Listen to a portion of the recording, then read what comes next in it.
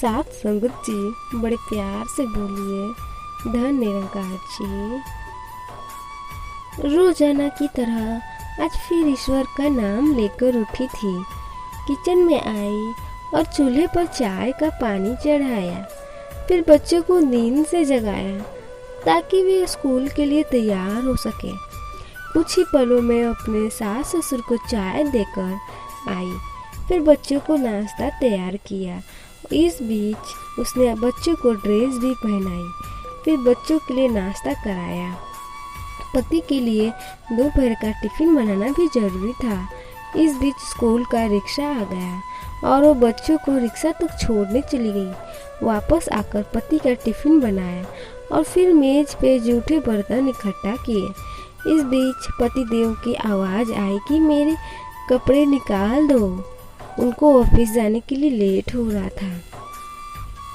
अभी पति के लिए उनके पसंद का नाश्ता तैयार करके टेबल पर लगाया ही था कि छोटी ननद आई और वे कहकर गई कि भाभी आज मुझे कॉलेज जल्दी जाना है, मेरा भी नाश्ता लगा दीजिए। तभी देवर की भी आवाज़ आई कि भाभी नाश्ता तैयार हो गया क्या?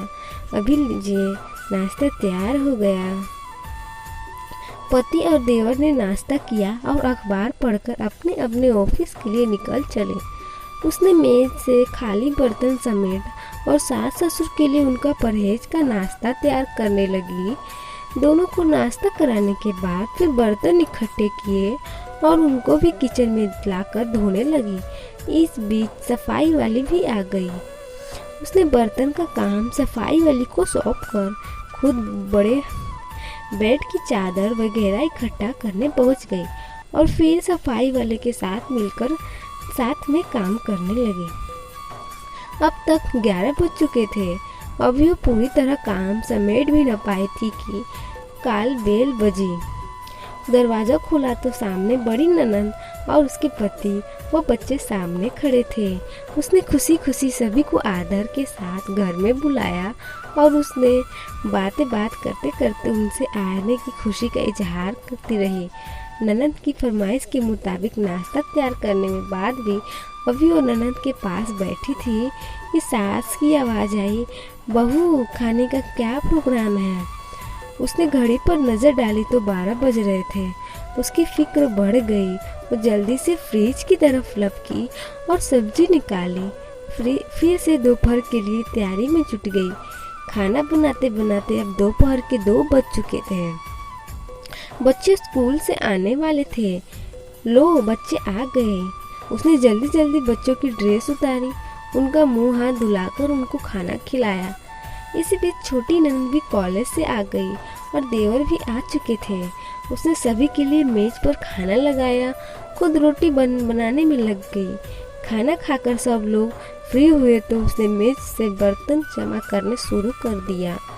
उसने फिर से किचन में और रुख किया। तभी पतिदेव घर में दाखिल हुए।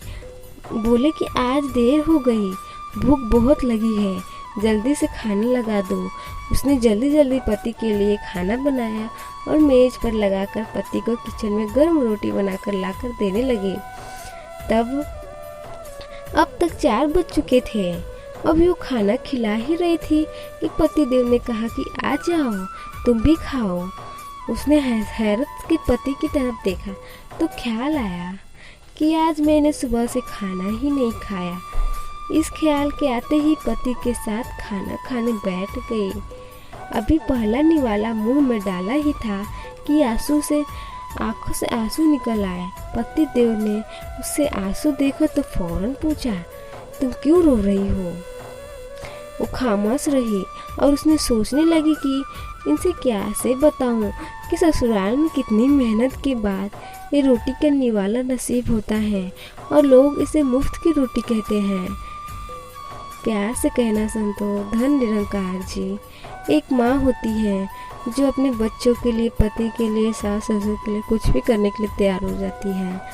सास संगत जी, बड़े प्यार से बोलिए। धन निरंकार जी।